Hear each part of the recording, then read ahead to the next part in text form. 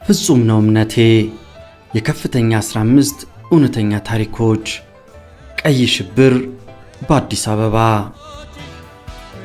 በነሲቡ ስብሃት ክፍል 9 ፍቺ መጀመር መስኪ በታሰርኩ ወደ የካቲት አጋማሽ ታስራ መጣች።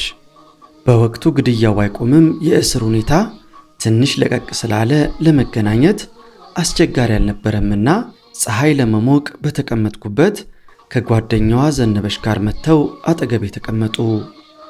የሞቀ ወሬ ማውራትም ያሳብዳቸዋልና አይናችን ገራፊዎቹን እየተከታተለ ቀስ ብለን አወራን፣ ተጫወትን። የተገረፍኩትን እግሬን ገለጥ አርጋየችና አይኗ እንባ ቋጥሮ ዝም አለች። ከፈለኝ እንዳያየኝ ስለማዘናጋው ከክፍሌ እንደ ልብ ስለማልወጣ አልፎ አልፎ በርቀት ከመታየት ሌላ የዘለለ ግንኙነት ሳይኖር ወዲያው ፍቺ ተጀመረና ከመጀመሪያ ተፈቺዎች ጥናት ክበብና የሊጉ ህዋስ አባላት ጋር ተጠራች። መፈታቷን እንዳረጋገጠች ያለሁበት ልትነግረኝና ልትሰናበተኝ መጣች። ተፈታ ልትወጣ መሆኑን ነገረችኝ። ተነሳሁና ወደ ጥግ ለብቻ ወሰድኳትና አወራኋት። ከሞት ብተርፍም ላልተወሰነ ዓመታት ልታሰር እንደምችል ገምቺ። በወድሽም ብትወጅኝም ሁኔታዎች ተበላሽተዋል። ራስሽን ጠብቂ ከማለት የዘለለ ብዙ ላወራትም አልፈለኩም። አመችም አልነበረም። በታሰርኩ ጊዜ ያላስረከብኳቸው ዶክመንቶች ቤት አሉ። ግና በማንኛውም አጋጣሚ የሆነ ሰው ድንገት ሳያስበው ሊያገኛቸው ስለሚችል ለማውጣት ያለው አጋጣሚ አሁን ነው። ዶክመንቶቹ ያሉበትን ቦታ ነገርኳት። ካንቺና ከህቴ በቀር ማንም እንዳይኖር አመቺ ወቅት ጠብቃችሁ በሙሉ ማድቤት አቃጥሉት አልኳት በጣም በማስጠንቀቅ። እሺ ግድ የለም ብላ ቃሏን ሰጠችኝ። ጉዳዩን እንዳደረግሽ ለማወቅ መተሽ ጠይቂኝ፣ ያኔ ይገባኛል አልኳት። አይኖቿ እንባ እንዳቀረሩ ጀርባዋን ሰታኝ ተለየችኝ። በወጣች በሳምንት መታ ጠየቀችኝ። በሁኔታዋ ሙሉ በሙሉ እንዳልኳት እንዳደረገች ተግባባን።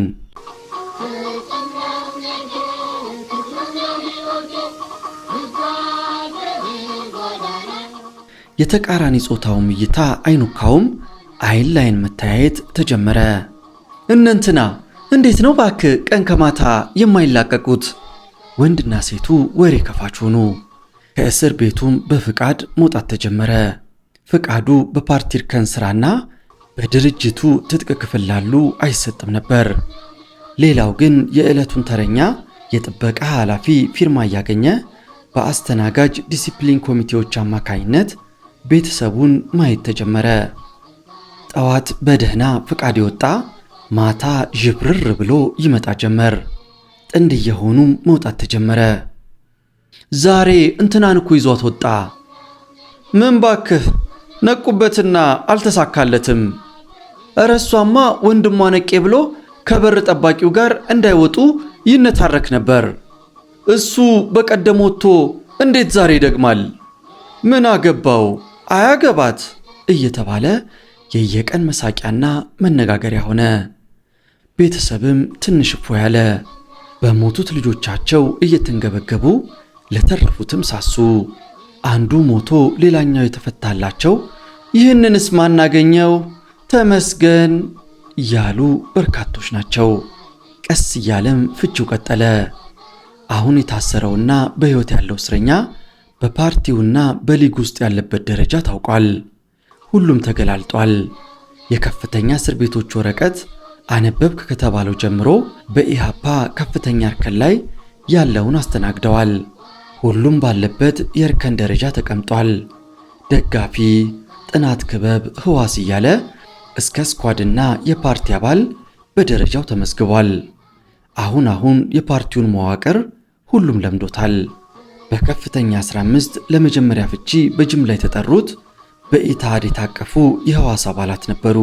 በሊጉ ህዋስና ከዚያ በታች ያሉት ክረምት 1970 ዓ.ም ላይ ተፈቱ። በቀጣይነት መሰረታዊ ድርጅት እያለ እስከ ሊጉ ሪጅን ያሉት ከከፍተኛው እስር ቤት ተፈተዋል። የመጀመሪያ ዙር ተፈቺዎች ከመፈታታቸው በፊት ማለትም በህዋስና በጥናት ክበብ ደጋፊ ያሉት ወንድ እስረኞች በሙሉ ጸጉራቸውን እንዲላጩ ታዘዙ። የመላጨታቸውን ምክንያት ሲወጡ እስራታቸውን እንዳይረሱ በሚል ነበር። የመግደል ሱስ የተጠናወታቸው ገዳዮች ግድያው ሲቆምባቸው የሚያደርጉት ግራ ገባቸው። ከግድያም አልፎ ፍቺ ሲጀመር ነገ ከማን ጋር እንደሚኖሩ ገራፊዎቹ ሊቀበሉ አልቻሉም። እነ ሱራፌል፣ ደምሴ፣ ሰለሞን በርሄ፣ አስናቀ የተላጩትን በሙሉ ለፍቺ ከመጠራታቸው በፊት አሰለፉ። እያንዳንዱ ሰልፈኛ ተራው ሲደርስ ጎንበስ ብሎ ጭንቅላቱን ከፊቱ ለቆሙት ገራፊዎች ይሰጣል። በያዙት ጉማሬ ጭንቅላቱ ላይ ይመታል። ሌላው ይቀጥላል። በዚህ ሂደት ገራፊዎቹ የተመቺውን ሁኔታ እያዩ ይዝናናሉ፣ ይስቃሉ፣ ይደሰታሉ። አንዳንዱ ያጉማሬ ሲያርፍበት ጥቅልል ብሎ ቁጭ ይላል። ሌላው እንደ ፊንጣ ይዘላል። አንዳንዱ ብር ብሎ ወዴት እንደሚሮጥ አያውቅም። ሌላው ሁለት እጁን የተመታው ራሱ ላይ ጭኖ ይንገበገባል። የፊተኛውን ወንድሙን ሁኔታ ያየው ከኋላ የተሰለፈው ተረኛ ተራው እስኪደርስ ደንዝዞ ቆሟል። በዚህ ሁኔታ በግቢው ያለ መላጣ ራስ ሁሉ በጉማሬ ጭንቅላቱን ተመታ።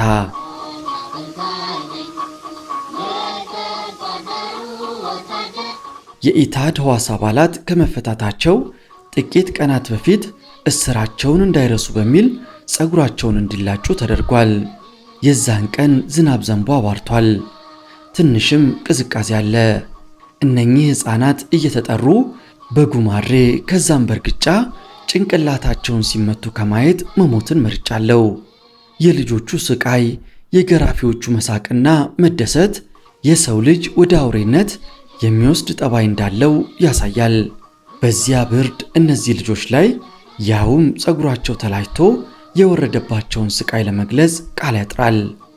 በጣም ያሳዝናል። ማየቴን ትቼ ቁጭ ያልኩኝ ይለናል ክፍሉ ከተማ።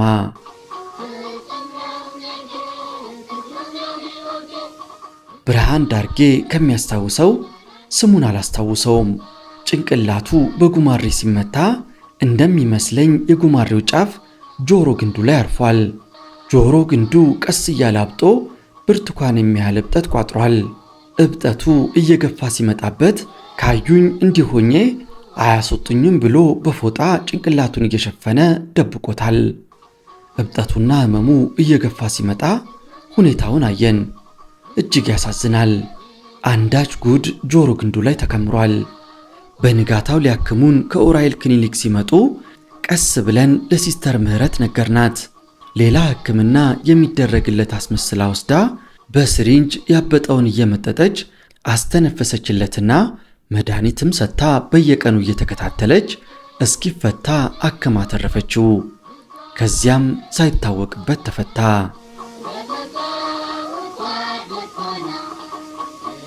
ጸጉ ገሰሰ ጸጉራቸውን ከተላጩት አንዱ ነው። ስለ ሁኔታው ይህን ይላል። ጸጉራችንን ደግሞ ተላጩ ተባለንና ተላጨንና ህዋስ፣ ቤዚክ፣ ሰብሪጅን ምናምን ተብሎ ሰብስበው በየክፍሉ ውስጥ አስቀመጡን። መደዳውን የተቀመጠ ልጆች ከህዋስ ከመጀመሪያው ጀምሮ እያንዳንዱን ልጅ በበሬ ጉማሬ ጭንቅላታቸውን ይመቱ ጀመር። አንዱ ሲመታ ብድግ ሲል ሳቀህም ይመጣብሃል። ያዱላ ደግሞ ተመልሶ አንተም ላይ ይመጣል። የቀበሌ 27ቱ ኤርሚያስ ደበበ ከሚፈቱት አንዱ ነው። ኤርሚያስ አጠር ብሎ ወፈር ያለ ቀይ ትላልቅ ክብ ዓይን ያለው ጎረጥረጥ ያለ ጎረምሳ ነው። ጸጉሩን ተላጭቶ ለጉማሬ ግርፊያ ጭንቅላቱን ከሰጠ በኋላ ዓይኑ አካባቢ እብጠት እያሳየ መጣ። ቢያመውም እየቻለና በክሊኒኩ እንክብካቤ እያደረገ ከእስር ወጣ። ቤተሰቦቹ ደህና አቅም ያላቸው በመሆናቸው ከወጣም በኋላ ታክሟል። ያም ሆኖ የአይን መነጽር ለማድረግ ተገዷል። ከፍቺ በኋላ አሜሪካ መጥቶ ከተወሰነ ዓመት በኋላ ተመልሶ ወደ ሀገሩ እንደመጣ ይሄው ጉዳይ እየተነሳበት ሙሉ በሙሉ አይኑን ከልክሎት ሰው መለየት ተሳነው። የሚያውቀው ሰው ሲጠራው በድምፅ በመለየት ብቻ ነበር የሚያወራው። በዚህ ሁኔታ እንደተንከራተተ መጨረሻ ሕይወቱ አልፏል።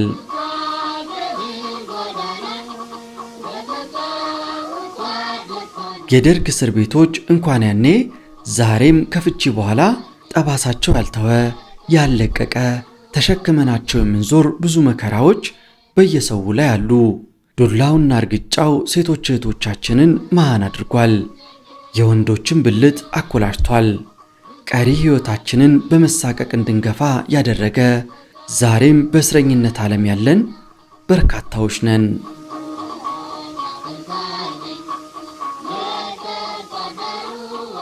በሰፈሩት ቁና መሰፈር አይቀርም እንዲሉ ግድያው ካቆመ በኋላ እዚያው እያለን አንዳንድ ገራፊዎችና ገዳዮች መታሰር ጀመሩ። አረመኔው ከፈለ ወዝሊግ በደርግ በመበላቱ እዚያው እያለን ማዕከላዊ መታሰሩን ሰማን። ሁሉም አንጀቱ ቅቤ ጠጣ። ወጣቶችን በኩምቢ ቮልሷ እያሳደደ ያጎረው የቀበሌ 27ቱ መስፍን እዚያው ከፍተኛ ታስሮ አሳሩን እስኪበላ ተገረፈ። እንደ ንጉሥ አይነት ቦዘኔ ገራፊዎች ተቀጥቅጦ ታሰረ። የቀበሌ 27ቱ አብዮት ጥበቃ ሊቀመንበር አያሌው ዮሴፍ በቂም በቀል ገድሎ ውሻ መስሎኝ ገደልኩት ባለው ወጣት ሰበብ ፈልገው እኛ ጋር ወረወሩት። ሌሎች ገዳዮችና ገራፊዎችም የነበራቸው ስልጣንና ጀግንነት እዚያው እያየነው ሲንሸራተት ታየን። የቀይ ሽብር ኮሚቴ አባላት አንዳንዶቹ በየሰዓቱ የሚያምኑትን ግቢ ቀስ እያሉ መሸሽ ጀመሩ። እስረኛውም ገራፊዎቹን መናቅ ጀመረ። አፍ ባይናገር ግንባር ይመሰክራል እንዲሉ ፊታችንን ሲያዩ ገና መደንበር ጀመሩ። ቀስ እያሉም ከግቢው ጠፉ። መስታወት ግቢ ውስጥ ስትገባ ከአንዱ ክፍል ስኳር ነው ይላታል አንዱ፣ ሌላው እንጨት ነው የለም እያሉ በመቀባበል አደናብረዋት ግቢው መድረስ ትታለች። ትግሉን ቢያኮላሹም የሕዝብ ልጅ ተገድሎ አያልቅምና አሁንም አለን። ተገርፈንም ተሰቃይተንም እያነከስንም ያለነው ከህብረተሰቡ ጋር ነው። እኛው ተገለን እኛው አለን። ዞር ቢሉ እኛ፣ ሰፈራችን ቢሄዱ እኛ፣ አካባቢ ቢቀይሩ እኛ በአካልም በመንፈስም ብንኮላሽ አብረነን።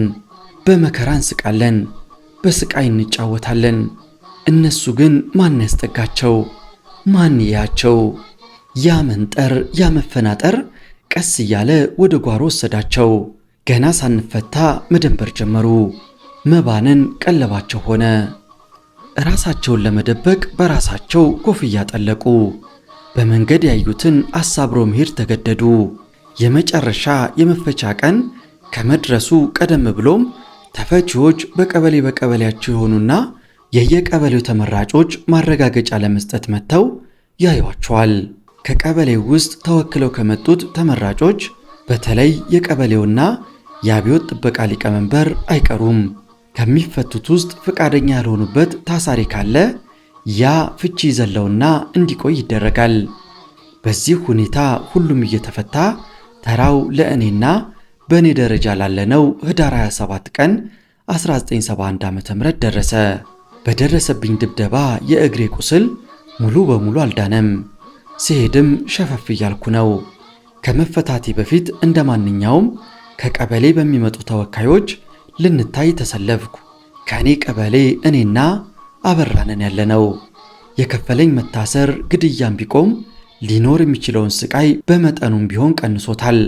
እሱ ቢኖር ሊፈታ ከሚችለው ግማሽ በላይ ቢያንስ ለሌላ 5-6 ዓመት ወደ ከርቸሌ መላኩ አይቀርም ነበር። የእሱ ወደ እስር መወርወር ለመፈታቴ ይህ ነው የማይባል አስተዋጽኦ አድርጓል። እኔ እየተደበቅኩት እያለ ቀይ ሽብር ከቆመ በኋላ ሳላስበው ድንገት አየኝ። በጣም በደነገጠ ስሜት እንዴ አንተን አስረን እንቀልባለን እንዴ አለኝ። የገደለኝ መስሎት ነበርና በየጊዜው ከሚዝትብኝ ግድያ አንጻር ከሌሎች ጋር ደባልቆ የገደለኝ መስሎት ነበርና በሕይወት ሲያየኝ ተቆጨ። ባለመሞቴ የተቆጨ ባይታሰር ኖሮ በምንም መንገድ አያስፈታኝም ነበር። ሆኖም ግን እሱ ወደ እስር፣ እኔ ወደ ደጅ።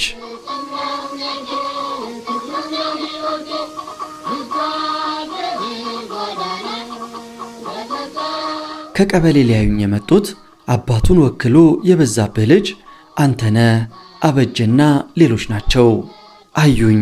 አንተነህ ትከሻዬን መታ መታ አደረገኝና አይዞሽ ትፈቻለሽ አለኝና ሄደ። በሆዴ የአባቱ ልጅ አልኩኝ። አቶ በዛብህ እነ ዮሐንስን አስገድለው እህቶቹን ሲያገኙ አቅፎ ነው የሚስሙት።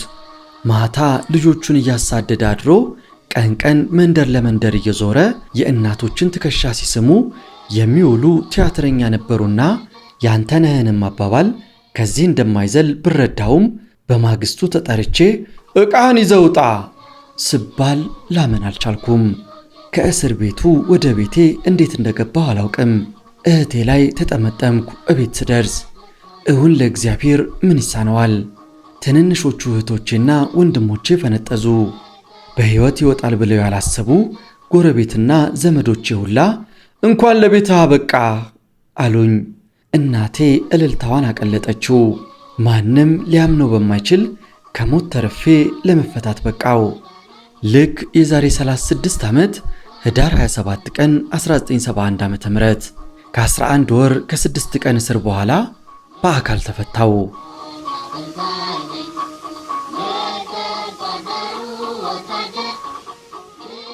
ወንድሜም በ1969 ዓ.ም መጨረሻ ላይ ሁኔታዎች አላመች እያሉ ሲመጡ እናቴ ጋር ገጠር ገብቶ አራሽ ገበሬ ሆነ። የየረር አርሶ አደሮች እናቴን ስለሚወዷት ወንድሜም ሲሄድ ለምን መጣ እንዴት የሚል ጥያቄም ሳያነሱ ቀሩ። እሱም ሙሉ በሙሉ እንደ ገበሬ የእርሻ በሬዎቹን እየጠመደ እያረሰ የገበያም ቀን በአህያው እህልም እንጨትም ሌላም ደብረ ዘይት ድረስ እየወሰደ እየሸጠ አብሯት ኖረ። እሷ ጋር ተደብቆ እስከ 1972 ዓ.ም ኖሮ ሁኔታዎች ሲረጋጉ መጣ። አባተ እኮ አዳ የረር ነው ያለው እናምጣው እያለ ጉደኛው አብዮት ጥበቃ ቢለፈልፍ ወንድሜን ማንም ስለማያውቀው ሰሚ በማጣቱ ሊተርፍ ችሏል። እናቴ የኔ መታሰር በመንገድ ላይ ብቻዋን እያወራች እንድትሄድ አድርጓታል። ቤተሰቤ የሐዘንና የትካዜ ሕይወት ይገፋል። እዚህ ተጣለ እዚያ የሚለው ወሬ ጋብ እያለ ከተወሰነ ወራት በኋላ በእስር ቤቱ አጥር ብቅ ብዬ ለቤተሰቦቼ በመታየቴ ደስ አላቸው። እናቴ በሕይወት መኖሬን ካረጋገጠች በኋላ እኔ መልሼ ወደ ቤት የገባላት ዘንድ ያልተሳለችው ታቦት የለም። ልመናዋና ለቅሶዋ በየቤተ ክርስቲያኑ ደጃፍ ሆነ። ከዛሬ ነገ ሞተ የተባልኩት ልጇ ስፈታላት በማግስቱ በአካባቢያችን ባሉት በየቤተ ክርስቲያኑ ይዛኝ ሄደች። ምስጋናዋን አቀረበች። ተመስገን አለች። የየቤተ ክርስቲያኑ ደጃፍ እየተደፋው ለዚህ ላበቃኸኝ እግዚአብሔር ምስጋና ይገባሃል አልኩኝ። ከእስር ቤት ከወጣሁ መስኪ ቤቴ አልመጣችም። ግራ ቢገባኝም በሕይወት ይወጣል ብላ ስላልገመተች ይሆናል ብዬ ተቀበልኩት። እኔም አልፈለግኳትም። እየወደድኳት እሷንም ራኳት። እየፈለግኳት ሸኘኋት። እያሰብኳት ረሳኋት። እያየኋት ዝም አልኳት። ቤቷ እየዋልኩ ቤቴ እየመጣች መተያየት አልሆን አለ። የደረሰብኝ የስነ ልቦና ጥቃት ለሷም ተረፈ። እኔን ሆኜ መኖር አቃተኝ። የምፈልገውንና የልጅነት ሕይወቴን የሰጠሁትን በማጣቴ ቅስሜ ተሰበረ። እንዲህ በቀላሉ ለመጠገን አልሆንልህ አለኝ። ከመስኪ ጋር ቅርበታችን እየራቀ እየሰፋ መጣ። አለሁ ብትለኝ ተያልኳት።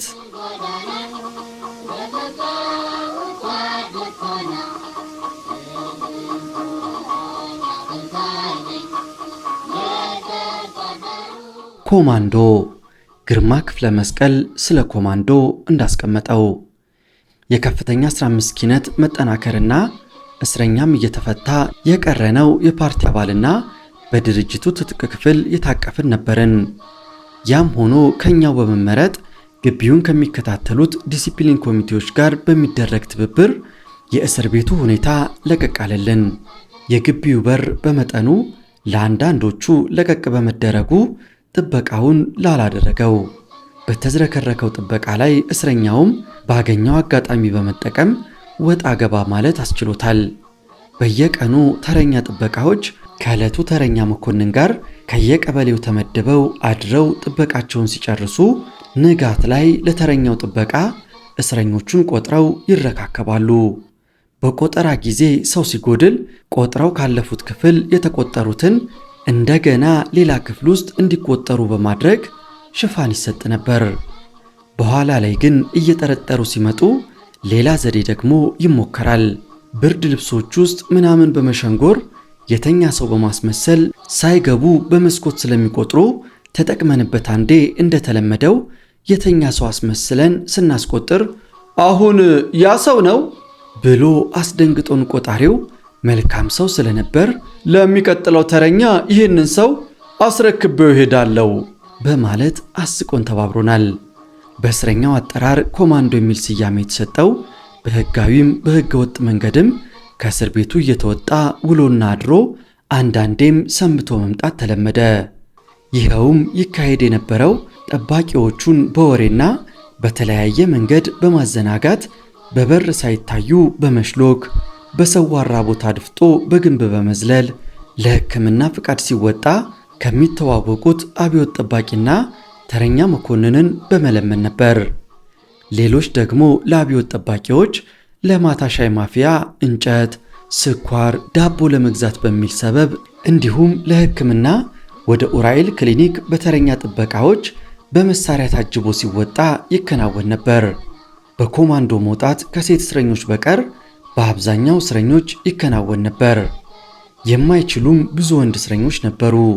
ሳይታዩ የወጡት ተመልሶ ለመግባት ብዙ ችግር አልነበረም። ቀጥ ብሎ ማታ ሆነ ቀን አንኳኩቶ መግባት ነው። ማንም የሚጠይቅ የለም።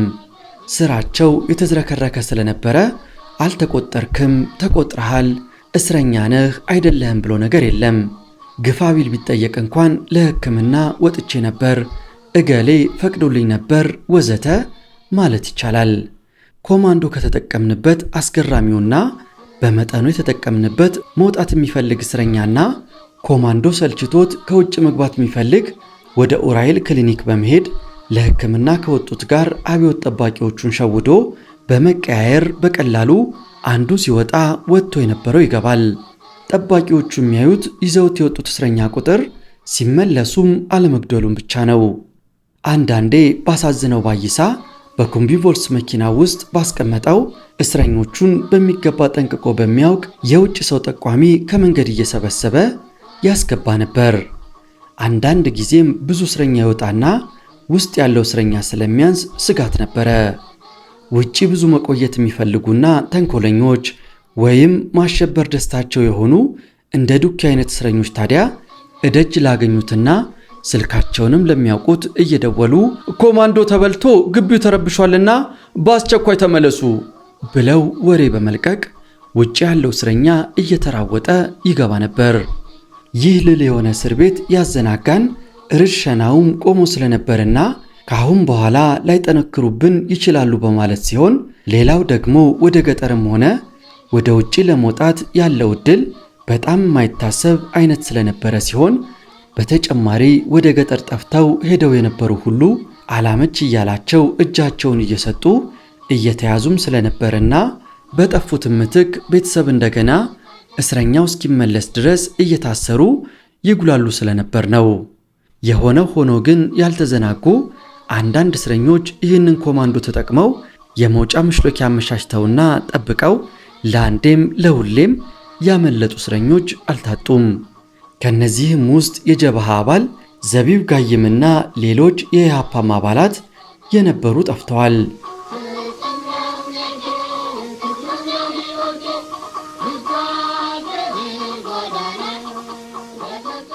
የከፍተኛ 15 ገራፊዎችንና ገዳዮችን ሁሌ በጥርጣሬ አይን የሚመለከተውና ከቶም እነሱ በሚሉትና በሚያወሩት እምነት የሌለው ክፍሉ ከተማ አሳሪና ታሳሪ ታርቀው አያውቁም በሚለው አገላለጹ ይታወቃል። ክፍሉ ከተማ ይህንኑ ኮማንዶ ድል ተጠቅሞ ራሱን ፈቶ ከሀገር ውጪ ጠቅልሎ ከወጡት ውስጥ አንዱ ነው። ወደ ከርቸሌና ማዕከላዊ በመጋዝ ረዥም እስርና ርሸና ይኖራል ብሎ በመጠኑ ቢገምትም ሙሉ ለሙሉ በሐሳቡ አለመቀበል ይታይ ስለነበር ቀሪውን እስረኛ በእጅጉ አዘናግቶ ነበር። የኋላ ኋላ ታዲያ ከርቸሌ መሄድም ትክክል ሆነ። ከረዥም እስር በኋላ ከወህኔ ወደ ማዕከላዊ በመወሰድ ግድያው ቀጥሎ ነበር።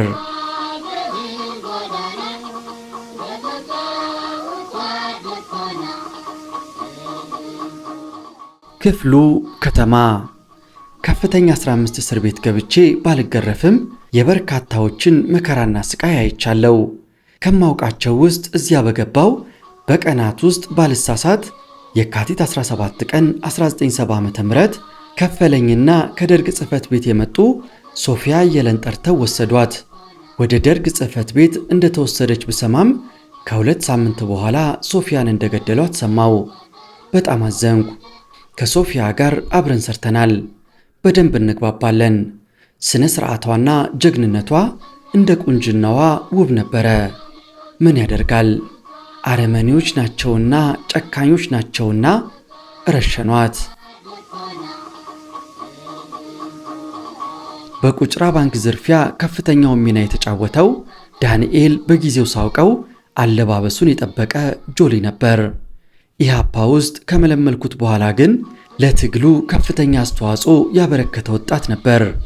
ሱፐርማርኬት ጆሊ ባር ውስጥ እሱና ጓደኞቹ ባላቸው ቀጠሮ መሰረት በጥር 1 ወይም 2 ቀን 1970 ዓ.ም እንደተገናኙ በተደረገ ጥቆማ ነበር የተከበቡት። ከበባውን እንደተረዱ በተደረገ የተኩስ ልውውጥ ዳንኤልን ጨምሮ ኖላዊ አበበ አዲስ አበባ ዩኒቨርሲቲ ምህንድስና ተማሪ፣ ሞገስ አዲስ አበባ ዩኒቨርሲቲ ቋንቋ ተማሪ ሲሰዉ አንዱ ያመልጣል። ከፈለኝ የዳንኤል ስም ሲነሳ ያንዘፈዝፈዋል። ዳንኤልን ያገኘ ያህል የተቻለውን የጭካኔ በትር ያወርድበታል። እኔና ዳንኤል ካሳንችስ አብረን ነው የምናድረው። በዚህ የተነሳ አስናቀ ስለሚያውቀኝ እስር ቤት ውስጥ እኔን ለማሰቃየት ብዙ ሙከራ አድርጎ ሳይሳካለት ቀረ። አንድ ጊዜ ባሳዝነው ባይሳ ሲያናግረኝ አስናቀ ኮማንደር አጠገባችን ነበር። አስናቀ ባለመገረፌ በጣም ስለተናደደ ለባሳዝን ክፍሉ እኮ ፈርስት ዲግሪ ምርመራ አልተደረገለትም ይለዋል። እንድገረፍ ማለቱ ነው። ባሳዝን ዞር ብሎ እያየው ሂድ ከዚህ አታካብድ ብሎ ቆሌውን መክፈፉ ትዝ ይለኛል። ዳዊት ጽጌ ከእኔም ከዳንኤልም ጋር እንተዋወቃለን። እኛ አንዳንድ ጉዳዮችን ደብቀን ተቀምጠናል። ዳዊት ጽጌን ወስደው ሲደበድቡት የባጤ ቆጡን ለፈለፈ። የሚናገረውን እዚያ ከታሰርነው ጋር አላገናዘቡትም እንጂ ብዙ ነግሯቸዋል።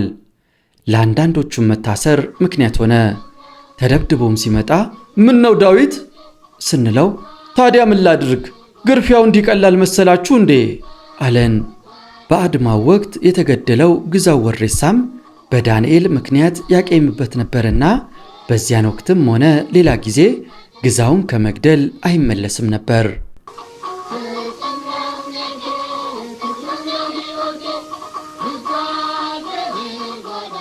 የእስር ቤቱን ሰቆቃ እያየሁና እየተጋራው ኖርኩኝ።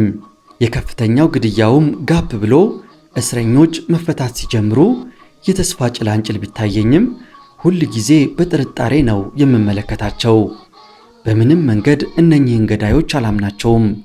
ግድያው ቆመ ብለው አዘናግተው ይገላሉ። ልትፈቱ ነው ብለው ድንገት ጠርተው ወደ ደርግ ጽሕፈት ቤት ይወስዳሉ።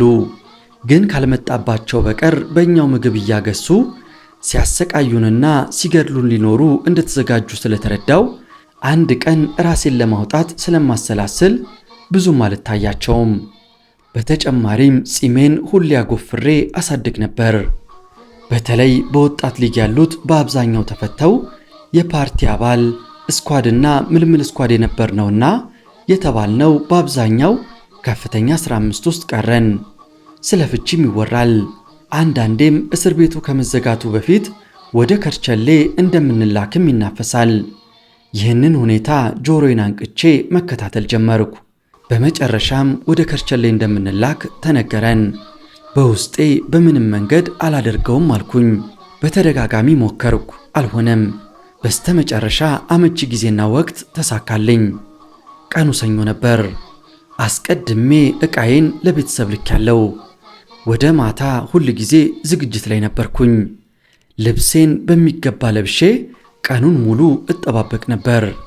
ነሐሴ መጨረሻ ወይም ጳጉሜን የአዲስ ዓመት 1972 ዓ.ም ዝግጅት በሬዲዮ ይሰማል። አብዮት ጠባቂዎቹ ቀን የዋሉትና ማታ የሚያድሩት ቦታቸውን ለቀው አጥሩ አጠገብ ይነጋገራሉ። አጥር ግቢው በር ፊት ከውጪ ሌላ ጠባቂ አለ። እሱም ቦታውን ለቆ ሄዷል። እኔ በሩን ከፍቼ መልሼ ዘግቼ ሳልሮጥ ቀጥታ ወጥቼ ሄድኩኝ። ታክሲ ተሳፍሬ ወደ ዘመዶቼ ቤት ሄድኩኝ። ከዛ ብዙ ሳልቆይ ወደ አሰበ ተፈሪ ሄድኩኝ። ሐሳቤ ወደ ጅቡቲ ለመሄድ ነበር፣ ግን እናቴ ስላስቸገረችኝ ወደ አዲስ አበባ መጥቼ ዩኒቨርሲቲ ገባው። 1 ወር እንደተማርኩ ባሳዝነውና ሰቀታ እኔን መፈለጋቸውን ሰማን። ዘመዶቼን እንደያዙ እህቴን ካላመጣሽ ብለው ማስቸገራቸውን ሰማው። ከዩኒቨርሲቲ ወጥቼ አሰበ ተፈሪ ሄድኩኝ። ከዚያ ጨርጨር ባላገር ውስጥ ሄጄ ጠበል እንደሚነከር ተደበቅኩኝ። አባቴ መንገዱን የሚያውቁ የታመኑ የሶማሌ ዘላኖችን አገናኝቶኝ ይዘውኝ ጅቡቲ ገባው። ከጅቡቲ ብዙ ሳልቆይ ወደ አሜሪካ ገባው። ከዚያ ጊዜ ጀምሮ ያለሁት እዚሁ ነው።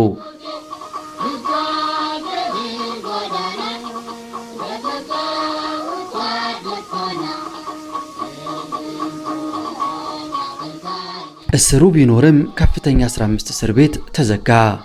የፋሽስት ደርግን ቀይ ሽብር ተግባራዊ ለማድረግ ከፍተኛ 15 እስር ቤት ከተከፈተበት 1970 ዓ.ም ጥቅምት ወር ጀምሮ በትንሹ ወደ 1500 እስረኛ ታስሮበታል። ከእስረኛ በአብዛኛው ከ20 ዓመት በታች የሆኑ ወጣቶች ሲሆኑ ወላጆችን ጨምሮ አዛውንቶችም ታስረውበታል። በርካታዎች እጅግ ዘግናኝ በሆነ መልኩ ተገርፈው ተሰቃይተዋል። እስር ቤቱ ሲጀመር ሌላውን የህብረተሰብ ክፍል ለማሸበር በየቀኑ ከታሳሪው እያወጡ በመረሸን በርካታዎች በመንገድ ላይ ተጥሏል። በዚህ የመንገድ ላይ ግድያ በፖለቲካው ምንም ተሳትፎ የሌላቸው ወይም በጣም በዝቅተኛ ደረጃ ላይ የነበሩ የመጀመሪያ ታሳሪ በመሆናቸው ብቻ ተገድለው በየመንገዱ ተጥለዋል። ቀናት ሲጨምሩም አገዳደሉ በየሳምንቱ ማብቂያ ላይ ይከናወን ጀመር። በዚህ ግድያ ዋናው ያነጣጠሩት የኢሃፓ የትጥቅ ክፍሉ መዋቅር ላይ ያሉት ላይና የፓርቲ አባላት ላይ ቢያመዝኑም በወጣት ሊጉና በሌላም ዝቅተኛ እርከን ላይ ያሉ እየተደባለቁ በየሳምንቱ በትንሹ ወደ 20 ወጣቶች እስከ ሚያዝያ 1970 ዓ.ም ድረስ ተረሽነዋል። የኢሃፓን መዋቅር በመበጣጠስ የነበረውን ህዝባዊ እንቅስቃሴ ማፈናቸውንና አስተማማኝ አምባገነንነታቸውን ሲያረጋግጡ የቀይ ሽብር ገደላ በመጠኑም ቢሆን ወደ መጋቢት 1970 ዓ.ም ላይ በተለይ በአዲስ አበባ ቆመ። በዚህ ከ6 ወር ባልበለጠ ያላቋረጠ ግድያ የበርካታዎችን ቤተሰብ ሐዘን አስከፊ ያደረገው። በቀጥታም ሆነ በተዘዋዋሪ የደርግ ቀይ ሽብር ያልጎዳው የህብረተሰብ ክፍል አልነበረም። ሁሉንም አሸማቀቀ፣ ሁሉንም አንገት አስደፋ፣ ቅስም አሰበረ። ቀይ ሽብር በህብረተሰብ ውስጥ መተማመንን አሳጣ። ያልተጠበቁ ሰዎች አውራዊ ባህሪ ድንገት ብቅ በማለቱና በአስደንጋጭነቱ አንዱ ሌላውን ማመን በሌላው መተማመንን ሸረሸረ። ሁሉም የፋሽስቱ መንግስቱ ኃይለማርያም መፈክር አውራጅና ተገዢ ሆነ። ሐሳብ መስጠት፣ ጥያቄ መጠየቅ፣ ተኮሳትሮ ማየት፣ ፊትን ማጨማደድ፣ እምቢ ማለት፣ መቃወም እንኳን ሊተገበሩ ከታሰቡም የሚታወቅ ያህል የሰው ስሜት ተመታ። በከፍተኛ 15 ቀሪው እስረኛም የሰው ልጅ ላይ ይደርሳል ተብሎ የማይታሰብ ስቃይንና ግድያን በዓይናችን እያየን እንድንቀበል ተገደድን። ቀይ ሽብር ቆመ ሲባልም ቢያንስ በእስር መቆየታችን እኛ ተስፋችን ቢሟጠጥም ለወላጅ ቤተሰብ ቀላል አይደለምና ተቀበልነው። ቀስ እያለም ፍቺ ተጀመረና የሚፈቱት ተፈቱ። በከፍተኛ 15 የኢሃፓ ፓርቲ አባል በፓርቲውም ሆነ በወጣት ሊጉ ትጥቅ ክፍል በቋሚነትና በምልምልነት የነበሩት ሲቀሩ ሌላው እስረኛ ከሚያዝያ 1970 ዓ.ም ጀምሮ እስከ ህዳር 1971 ዓ.ም ባለው ጊዜ በድርጅት ውስጥ ባላቸው እርከን መሰረት በየተራ ተፈቱ። ሳይፈቱ የቀሩት በትንሹ ለ1 ዓመት እዚያው ቆዩ። በመጨረሻም ህዳር 1972 አካባቢ ወደ ከርቸሌና ማዕከላዊ ተላኩ።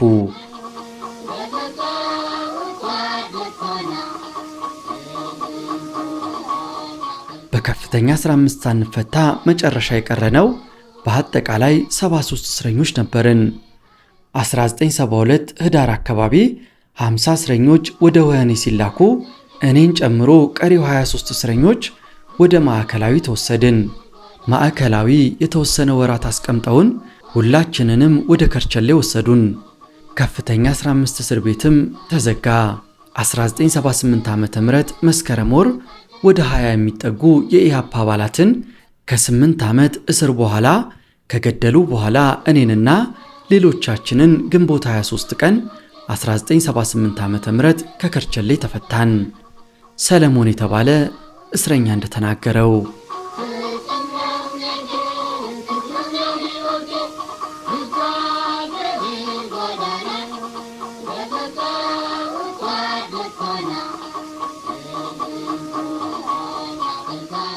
ውድ የኢትዮ ትዝታ ቤተሰቦች፣ ፍጹም ነው እምነቴ፣ ቀይ ሽብር፣ የከፍተኛ 15 እውነተኛ ታሪኮች በዚህ አላበቃም።